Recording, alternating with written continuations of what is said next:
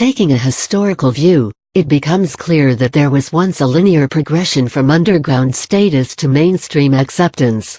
With the advent of the Internet, cultural importance is becoming a more democratically bestowed designation, and the mainstream may be a thing of the past. For at least a century, terms like avant-garde and cutting edge have been associated with cultural products that lie outside the mainstream. That is, the cutting edge is usually something that most people aren't interested in.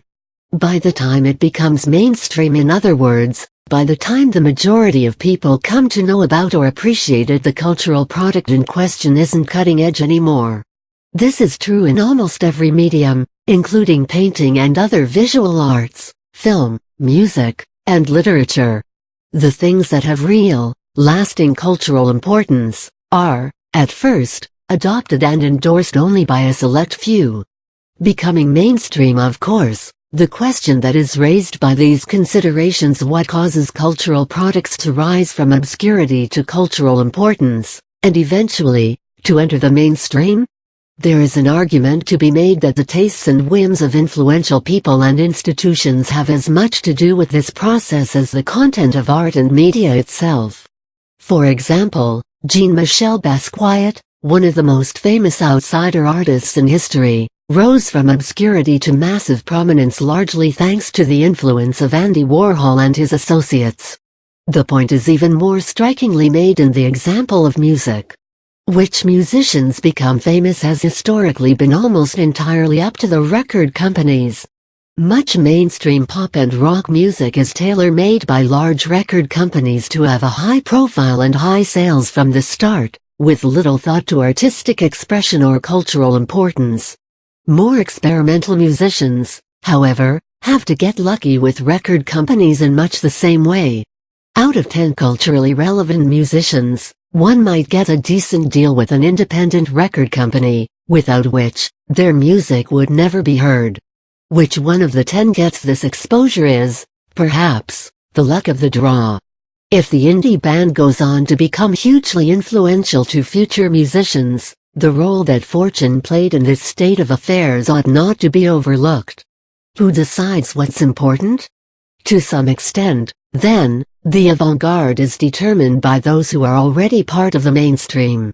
Record companies, production companies, established artists, and art galleries all have an important say in what's cutting edge. So the distinction between the avant-garde and popular opinion is perhaps not so clear-cut. In order for creative endeavors to have an effect on culture, someone with the power to impact culture has to get involved. Underground promotion historically, small-scale promotion of new, exciting media has been important.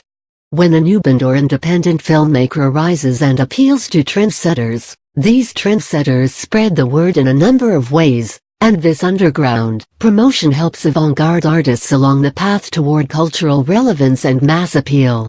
In the past, if something gained enough of an audience to be noticed by larger institutions, it had as good as succeeded in breaking through. Today, however, it is becoming less and less clear what a breakthrough act is, what the mainstream is, and whether the concept of mainstream versus avant-garde media retains any relevance at all. Becoming famous online. The most obvious example of the cultural shift that has taken place over the past decades can be seen in the way the Internet has affected the spread of cultural information and media.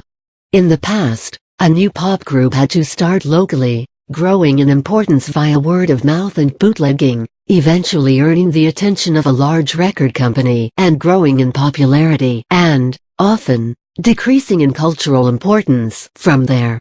Now, this process has been almost completely overtaken by online word of mouth.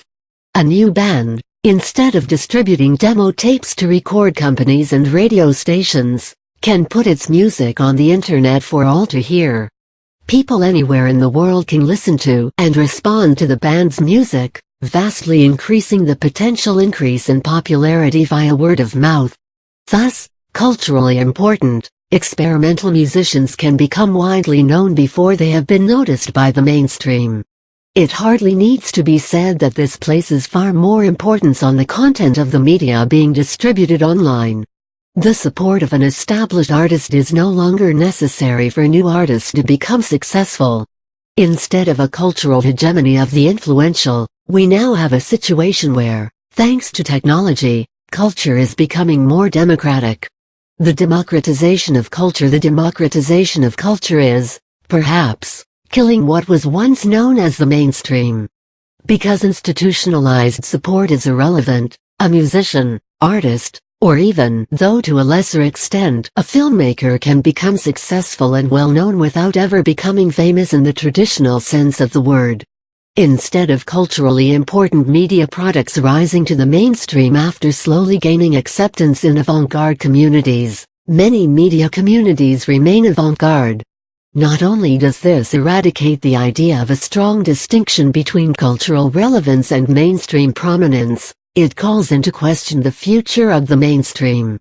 With a more democratic approach toward culture, the cultural hegemony that established the mainstream in the first place may no longer be necessary.